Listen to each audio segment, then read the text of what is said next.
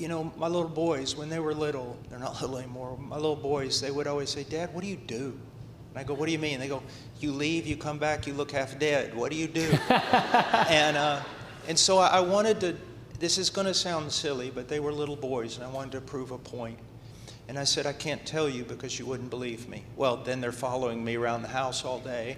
So finally I said, okay, let's go up in the room and I'll tell you, but you have to promise you'll believe. And so they said, okay, you know, what is it? And I said, I fight dragons.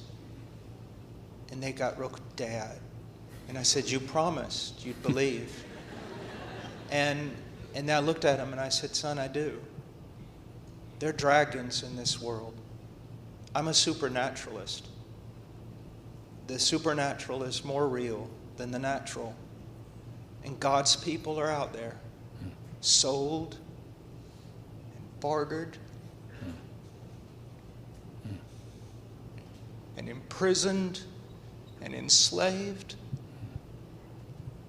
That's, you know, that's my daughter, my mother, my sister. Who cares about us? We're men. The definition of a man is self-sacrifice. He brings the people home. And there's some sense in which we need to look at ourselves, and it's almost like God is saying, I don't care if none of your needs are met. I don't care how much you suffer. I don't care how much you hurt. Bring my children home to me. When I think about being a man, to me, I get to live for this. I get to actually fight. We were made to fight. I get to risk. And one day, I get to hang my shield in his hall.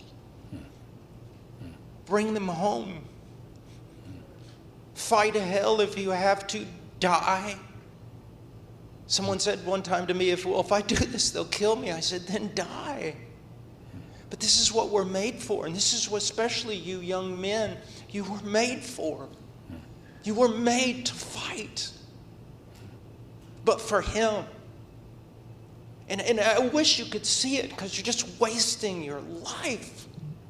All that muscle, all that sinew, all that brain, it was for him.